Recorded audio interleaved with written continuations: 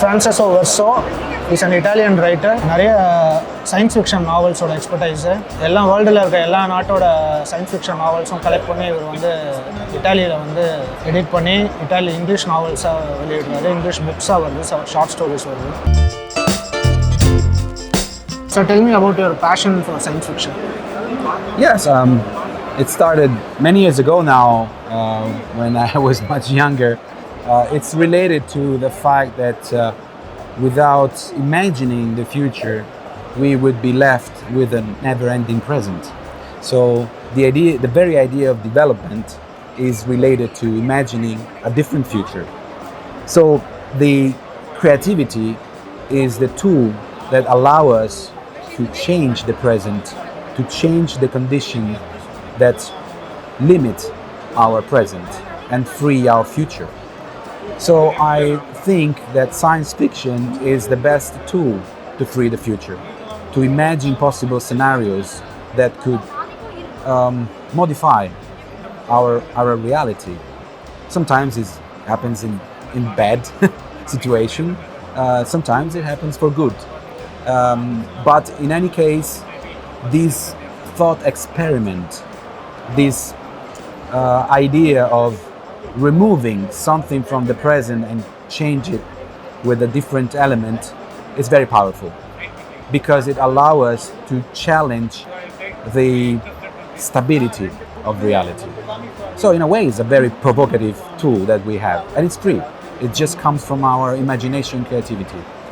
And I think it, especially in India, is really, really important. And there's a concept in Indian society which I really like, which is jugaad. With jugaad, this idea of frugal creativity, you bend technology, you change the reality to adapt it and to solve your local problems. I think this is one of the most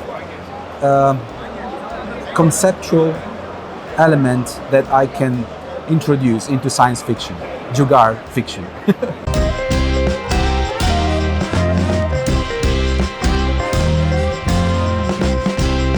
European science fiction பற்றி எழுதியிருக்காரு, world science fiction, Indian science fiction, இது எல்லாமே இந்தியாவில் இருக்க science fiction short stories ஆத்தென்டிக்காக regional லாங்குவேஜஸை வந்து இங்கிலீஷில் ட்ரான்ஸ்லேட் பண்ணி அதை வந்து இட்டாலியனாக போடுறாரு. அது மட்டும் இல்லாமல் ஒரிஜினல் நாவல்ஸும் இவர் எழுதியிருக்காரு. நெக்ஸ்ட் ஹியூமனுங்கிற சயின்ஸ் ஃபிக்ஷன் இது இவரோட ஒரிஜினல் நாவல். ஃப்ரான்செஸ்கோ வெர்சோ பிளட் பஸ்டர்ஸ் இது வந்து இவரோட ஒரிஜினல் நாவல். மெட்டோபியா அப்படின்னு சொல்லிட்டு கிளைமேட் சேஞ்சஸ் பற்றி எழுதுறாரு. It seems you give me a feeling like you are a person who is more interested in science fiction as well as you are a person of nature. Yeah. Is it true? Yes, I think I don't believe that the elements are separated. The elements are always connected. For example, think how much impact technology has on the environment. And in the case of Meteotopia, we're really talking about how we have entered the age of Anthropocene, the age, a geological age that is caused by human behavior. So not just general human behavior, but a behavior driven by technology. So the two elements really fight, but there are ways to make them collaborate. If we could develop sustainable technologies, if we could produce a kind of innovation that doesn't impact the environment so deeply, we would have an harmony, we would have an equilibrium. And I think we really have to strive to arrive at that point where technology and nature are not separated, where we could have a natural technology or a technological nature. The two things need to talk to each other. And I think that man, in a way, shouldn't be at the center, but in this moment we are responsible for the things we do. So if you see, this is all interconnected, and it gives us more responsibility because we have, like Spider-Man, more power, you know. Are you following the science fiction movies coming across the globe? Like which is your favorite one? Well, I really like movies that make you think a lot. So, for example, I really like Inception. I really like this series Black Mirror. I don't like too much this special effect. That's not important. I like, for example, the last movie of Cronenberg, Crimes of the Future. Very thought-provoking about art and how the aesthetics can change according to our behavior and technology. So this is the kind of movies that I like. அது மட்டும் இல்லாமல் இவர் நம்மள மாதிரியே ஒரு comics கலாச்சாரம் ஆள் இவர் காமிக்ஸ் கிராஃபிக்ஸ் நாவல்ஸ் போட்டிருக்காரு.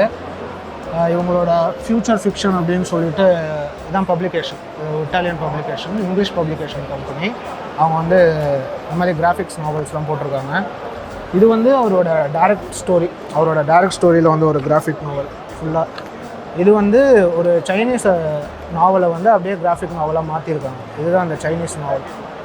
There are some really excellent artists that we work with, but of course everybody are very good. I can't make a decision about these, but the comics. What is the story, Buddha Gram? How it is? What is a story of? It's a story about a marketing developer that has to launch a new app, and he has this crazy idea of asking a monk to bless the app, so that every action you do, you have blessing from Buddha. What happens is that people go crazy about it. They download it, and every action they do every day, they get asked a blessing, and well, something very strange starts to happen, and then he has to run away. And I will not spoil it, but it's a story that connects, the spirituality with marketing and digital life. So it's really interesting. Okay, among the short stories you have edited about the Indian short stories, Yes. which is your favorite Indian short story? Indian science fiction short stories. Yes. Which is your favorite thing? Oh, well, let's say I like the stories that deal with biopolitics, in a way how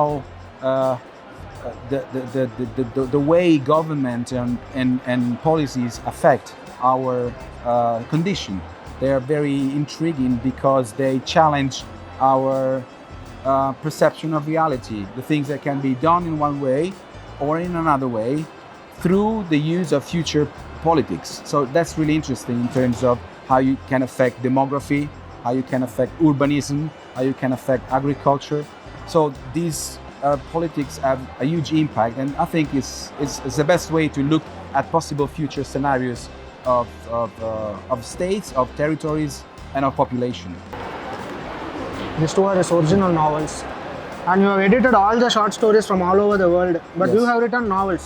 Yes. Why didn't you write short stories? No, And why you love novels? I also read short stories. Oh, super. There's a short story of Francesco Verso. And which is your favorite short story? There's a short story that I really like. It deals with immigration from north of Africa to Italy. So the people are stopped. That's a really huge problem we have every day. But what happened in the story is something science fictional. There is a huge ship. I have the comic here somewhere. But anyway, it's the huge ship that it's called the Green Ship.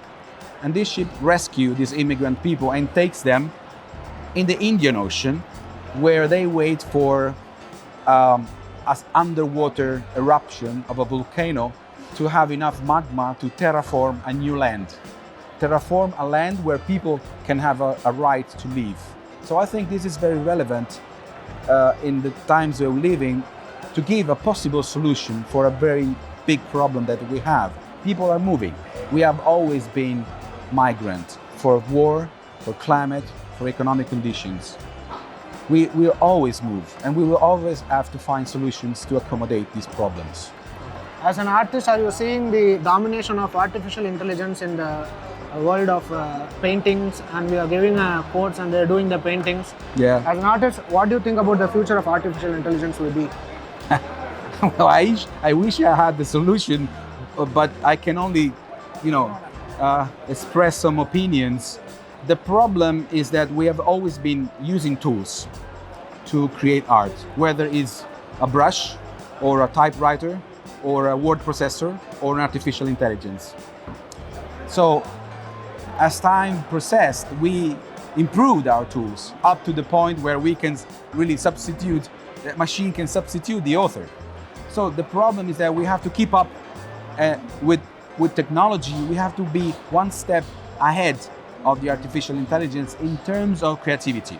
So we can use the artificial intelligence to become augmented artists, using that processing power for making our art better or more up to the times that we are living in. Among the various science fiction you have collected all over the country, this is a world science fiction. This is where is the Europe? Yeah. This is Italy science Yes, fiction. Italian This Europe. is Italy Europe. science fiction. This is the European science fiction, and the Chinese. This is the Chinese science fiction. Every country has some uniqueness, isn't it? So Yeah. can you explain about Yes, absolutely. I will make a very easy metaphor to understand. So, when we go to a restaurant, we have the experience of eating. We eat a first dish, a second dish, a side dish, a dessert. But one thing is to go to an Indian restaurant, one thing is to go to a Chinese restaurant, to a Spanish restaurant, or Italian restaurant. So the experience of reading is the same. You have a beginning, a mid, you have characters, you have the ending, but the ingredients are different. The way you serve, the narrative is different. The way you cook the things are different. So every culture has a right to tell their stories, have a right to tell their future stories, and have a right to create and imagine the way they think and project themselves into the future. So the stories have the same structure, but what's inside, it depends on the history, the culture, the tradition, the specific conditions of that setting, let's say. And that's what I like, because it's like going in different restaurants, going in different countries, going in different futures, and you are enriched by this experience. And which science fiction writer influenced you the most? You are what type of follower? You are type of you are a follower of Isaac Asimov, or you are a follower of Michael Crichton type of stories? But let's say that I like more contemporary science fiction. So I was born in the age of cyberpunk.